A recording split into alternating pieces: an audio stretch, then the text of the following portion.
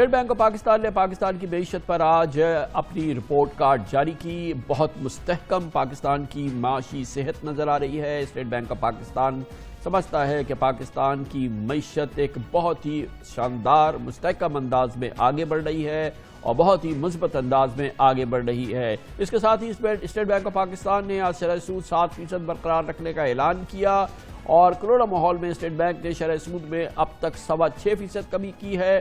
لیکن آج جو سب سے اہم بات آج گورنر اسٹیٹ بینک ڈاکٹر رضا باقر نے اپنی پریس کانفرنس میں کہی اور انہوں نے کہا کہ مستقبل قریب میں بھی شرح سود میں تبدیلی کے امکانات نہیں ہیں۔ یہ بہت ہی حوصلہ افزا اعلان ہے۔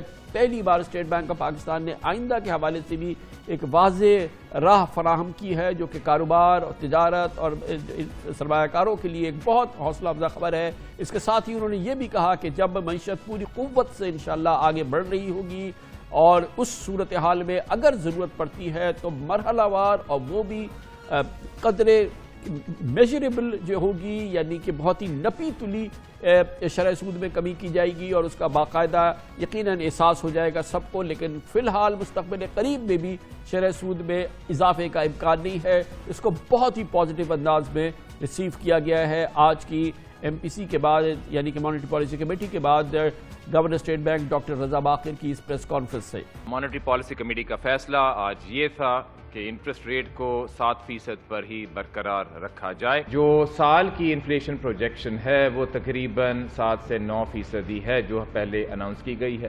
کیونکہ ابھی انفلیشن پہ ڈیمانڈ سائڈ سے کوئی پریشر نظر نہیں آ رہا، اس لیے مانیٹری پالیسی کمیٹی کا یہ خیال تھا کہ ان کی وجہ سے انٹرسٹ ریٹ کو ایڈجسٹ کرنے کی ضرورت نہیں۔ انویسٹرز میں، مارکیٹ میں ہمارے جو بزنس مین ہیں، صنعت کار ہیں، یہ ایک تھوڑی سی کنسرن تھی کہ جیسے جیسے اب ایک یہ جو بات چیت چل رہی ہے کہ آئی ایم ایف کے پروگرام میں ہم دوبارہ جانے والے ہیں، تو کیا ایسے تو نہیں ہوگا کہ ایک دم سے اسی طرح انٹرسٹ ریٹ میں چینجز آنے شروع آ جائیں جیسے پہلے آتی۔ اسی لیے مانیٹری پالیسی کمیٹی نے یہ اشارہ کیا ہے کہ مستقبل قریب میں جو شرح سود ہے وہ اس کو اسی لیول پہ دیکھ رہے ہیں جو آج ہے، اور آگے اگر جا کے جب اس میں کوئی چینج آئے گی تو وہ اس طرح نہیں آئے گی کہ جس طرح پہلے ایک دم سے یا بہت زیادہ انٹرسٹ ریٹ میں چینج آتی تھی، لیکن ایک آرڈرلی انداز میں وہ چینج آئے گی۔ اور اس کو بہت ہی حوصلہ افزا قرار دے رہی ہے پاکستان کی بزنس کمیونٹی۔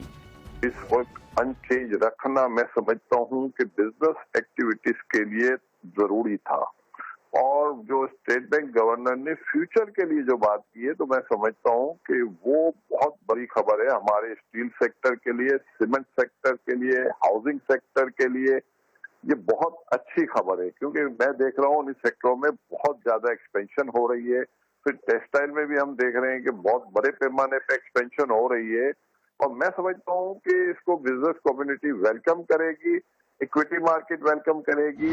آج کی مانیٹری پالیسی میں انٹرسٹ ریٹ کو برقرار رکھا گیا ہے اور یہی توقعات تھی مارکیٹس کی بھی، اینالسٹ کی بھی۔ آئی ایم ایف کے شروع ہونے سے ہی بہت ساری اسپیکولیشن تھی کہ انٹرسٹ ریٹ جو ہیں شاید بڑھا دیے جائے، اور ہم نے ہسٹری میں دیکھا ہے آئی ایم ایف کی پروگرام سے پہلے اسپیشل میٹنگز بھی ہوتی ہیں اور انٹرسٹ ریٹ بڑھا دیے جاتے ہیں۔ تو سینٹرل بینک کی مانیٹری پالیسی کمیٹی نے اس کو دیکھتے ہوئے گائیڈنس دی ہے کم از کم اگلے 2 ماہ تک انٹرسٹ ریٹ یہی رہیں گے، جس سے ایک بہت بڑا فائدہ یہ ہوگا کہ جو انسرٹنٹیز ہے انویسٹرز کے مائنڈ میں وہ ختم ہو جائیں گی۔ اس کے ساتھ ہی سب سے حوصلہ افزا بات آج گورنر اسٹیٹ بینک نے اسٹیٹ بینک کی جانب سے، مرکزی بینک کی جانب سے پاکستانیوں کو سب سے خوشگوار خبر یہ سنائی کہ پاکستان کی معیشت انتہائی مستحکم انداز میں مثبت سمت میں آگے بڑھ رہی ہے ماشاءاللہ۔ سالانہ $19 بلین کا ڈیفیسٹ تھا، آج وہ جو کرنٹ اکاؤنٹ ڈیفیسٹ ہے وہ اس فسکل ایئر میں اب تک سرپلس میں۔ جب ہم نے یہ ایکسچینج ریٹ ٹرانزیکشن شروع کی ہمارے جو ریزروز تھے تقریباً 7.2 بلین کی رینج میں تھے، اور آج تقریباً $13 بلین ہیں۔ ایک بہت عرصے بعد انڈسٹریلائزیشن کی طرف کہانی چلنی شروع ہو رہی ہے۔ جو ایل ایس ایم کی جو سب سے ریسنٹ ریڈنگ ہے وہ 14.5% کی گروتھ ہے۔ آٹوموبائل سیلز نومبر میں 33% گروتھ، دسمبر میں 24% گروتھ۔ سیمنٹ سیلز کو اگر آپ دیکھ لیں 10, 20, 30% گروتھ پچھلے کچھ مہینوں میں آ رہی ہے۔ یہ وہ نمبر ہیں جو دکھاتے ہیں کہ پالیسیز کا جو نتیجہ ہے وہ ایک اچھا نتیجہ نکل رہا ہے۔ اسٹیٹ بینک آف پاکستان کی آج کی مانیٹری پالیسی کمیٹی کی رپورٹ، اس میں بات کریں گے. ہمیں جوائن کر رہے ہیں نامور سینئر ماہر معیشت اور استاد پروفیسر ڈاکٹر اعجاز نبی ہمارے ساتھ موجود ہیں. آپ پروفیسر ہیں اکنامکس کے لامس میں. بہت بہت شکریہ ڈاکٹر صاحب. آپ فرمائیے گا کہ ایک تو ایکسپیکٹڈلی آج جو انٹرسٹ ریٹس ہیں وہ وہی شرح پہ رکھے گئے جو پہلے تھے، مگر پہلی بار ایک اس طرح سے فیوچر کی گائیڈنس بھی سینٹرل بینک نے دی ہے کہ کم از کم امیڈیٹ فیوچر کے اندر یہ اسٹیٹ بینک چاہے گا کہ یہ ریٹس وہ یہ سمجھتا ہے کہ یہ انٹرسٹ ریٹ اسی طرح سے برقرار رہیں گے، اور آئندہ بھی جب ضرورت پڑے گی تو وہ میجرڈ اس کو ری ایویلیویٹ کیا جائے گا اور مرحلہ وار کیا جائے گا. آپ کیسے دیکھتے ہیں آج کے اس اناؤنسمنٹ کو؟ جی کمال صاحب شکریہ. کامران صاحب، میں سمجھتا ہوں کہ دیکھیے انٹرسٹ ریٹس انفلیشن کے بڑھنے کی وجوہات تین ہوتی ہیں. ایک ہوتا ہے کہ آپ کی ڈیمانڈ بہت بڑھ گئی ہے سپلائی سے، وہ تو ہو نہیں رہا دنیا بھر میں کووڈ کی وجہ سے. دوسری وجہ یہ ہوتی ہے کہ آپ کا ایکسچینج ریٹ انسٹیبل ہو جاتا ہے، آپ کی روپی کی ویلیو کم ہوتی ہے تو جو بھی امپورٹ ہوتی ہیں چیزیں وہ مہنگی ہو جاتی ہیں. آپ کا روپیہ اسٹیبل ہے اور مجھے لگ رہا ہے کہ یہ اسٹیبل رہے گا. تیسری چیز ہوتی ہے کہ کوئی بہت ہی امپورٹنٹ چیز کی جو امپورٹ ہے آپ کی، اس کی قیمت بڑھ جاتی ہے. مثلا تیل کی قیمت بڑھ جاتی ہے، لیکن کووڈ کی وجہ سے کچھ نظر نہیں آ رہا کہ تیل کی قیمت بڑھے گی. چنانچہ انفلیشن مجھے بڑھتی نظر نہیں آ رہی، اور اگر انفلیشن نہیں بڑھے گی تو ظاہر ہے انٹرسٹ ریٹ بھی نہیں بڑھے گا، کیونکہ اس کا بڑا گہرا تعلق ہوتا ہے انفلیشن کے ساتھ. اس لیے میں سمجھتا ہوں کہ یہ اچھی اناؤنسمنٹ ہے، اور یہ اناؤنسمنٹ میں حقیقت ہے، کیونکہ جو انفلیشن کے جو ڈٹرمنٹس ہیں ان پہ اس وقت کنٹرول. اچھا ڈاکٹر صاحب، اس کے ساتھ ہی آج مناسب ایم پی سی نے بڑا اس کو ہائی لائٹ کیا ہے. ہم پچھلے کئی عرصے سے دیکھ رہے ہیں کہ ماشاءاللہ پاکستان کی اکانومی کے حوالے سے گرین شوٹس ہمیں نظر آتے ہیں. ایل ایس ایم میں بڑا ریکارڈ اضافہ ہوا ہے، ہماری ایکسپورٹس میں اضافہ ہو رہا ہے، ہماری جو ریونیوز ارننگ ہے وہ بھی کافی بہتر ہو رہی ہے، ہمارے ریزروز کافی سٹیبل ہیں. اس کے علاوہ 5 مہینے تک کرنٹ اکاؤنٹ سرپلس رہا، لیکن اب ظاہر ہے کہ امپورٹس ہو رہی ہیں، اس میں اضافہ ہوا ہے. گاڑیاں، motor cycle, cement, steel, fertilizer, اس سب کی آف ٹیک جو ہے وہ بہت ہی مطلب روبسٹ انداز میں آگے بڑھ رہی ہے.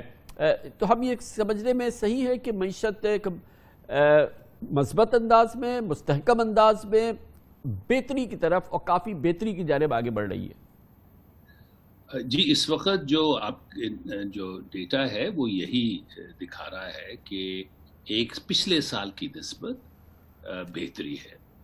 لیکن مانیٹری پالیسی سٹیٹمنٹ بڑی کیئرفلی انہوں نے ورڈ کی ہے. انہوں نے یہ بھی لکھا ہے کہ ہمیں محتاط رہنا چاہیے، کیونکہ کووڈ پہ پوری طرح سے قابو ابھی تک نہیں پایا گیا، اور ہماری معیشت کافی حد تک انٹرنیشنل معیشت کے ساتھ جڑی ہوئی ہے.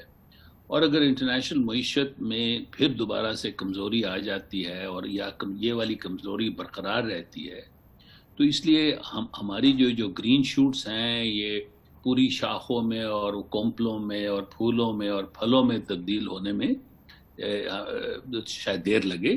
تو انہوں نے اسٹیٹمنٹ کے ساتھ اس چیز کا اظہار بھی کر دیا. ڈاکٹر صاحب، آپ کے نزدیک وہ حساس پہلو بتائیے کہ یہ چلے اللہ کا بڑا فضل و کرم ہے کہ ساری چیزیں بہتر ہیں. اسٹیٹ بینک کہتا ہے انٹرسٹ ریٹ بھی برقرار رہیں گے، تمام چیزیں بہتر ہو رہی ہیں، ہمارا ٹرف کے ذریعے جو ہے وہ انڈسٹریل ہم ایکسپینشن دیکھ رہے ہیں، گروتھ دیکھ رہے ہیں، ساری چیزیں اچھی ہو رہی ہیں، مگر پھر بھی حساس پہلوؤں کی نشاندہی کیجیے جس پر حکومت کو بہت گہری نگاہ رکھنی چاہیے. بڑی اچھی بات کی کامران صاحب آپ نے. دیکھیے آپ پیچھے چلے جائیے 10 سال، اور آئی ایم ایف کا یہ 2 پروگرام اس سے پہلے ہو چکے ہیں، اور میں سمجھتا ہوں کہ کسی بھی حکومت کے لیے تیسرا سال بہت اہم ہوتا ہے، کیونکہ تیسرے سال میں آپ ایکسچینج ریٹ پہ قابو پا لیتے ہیں. آئی ایم ایف پروگرام آپ کی اتنی مدد کر دیتا ہے کہ آپ ایکسچینج ریٹ پہ قابو پا لیتے ہیں، آپ کسی حد تک انفلیشن پہ بھی قابو پا لیتے ہیں، آپ کی گروتھ شروع ہو جاتی ہے، آپ کے ریزروز بلڈ اپ ہونے شروع ہو جاتے ہیں. یہ تیسری دفعہ یہ ہم اس سٹیج پہ پہنچے ہیں. لیکن اس کے بعد جو اگلے 2 سال ہیں ان میں ہمیں بہت ہی خاص طور پہ اس حکومت کو، کیونکہ ہمارے پرائم منسٹر نے بہت کلیئرلی اس چیز کا اعلان کیا ہوا ہے کہ یہ آخری IMF کا پروگرام ہوگا، اور میں خیر مقدم کرتا ہوں، یہ بڑی اچھی بات ہے یہ کہنا، لیکن اس کو آخری ہونے کے لیے سب سے اہم چیز یہ ہے کہ ہمارا فسکل کے اوپر کنٹرول رہے۔ اگر ہم نے اس کے بعد جو اگلے 2 سال میں ہے فسکل پہ قابو نہ پایا تو پھر وہی حال ہوگا جو اس سے پہلے ہو چکا ہے۔ لیکن میں بڑے وثوق سے کہہ سکتا ہوں کہ پرائم منسٹر نے جو بھی اپنے بیانات دیے ہیں ان میں جو مجھے نظر آتا ہے کہ وہ پرائم منسٹر اس بات کو پوری طرح سے سمجھتے ہیں، اور انہوں نے اپنی ٹیم کو بڑی واضح طور پہ انسٹرکشن دی ہوئی ہیں کہ فسکل کے اوپر کنٹرول رکھو۔ اس سے کیا مراد ہے؟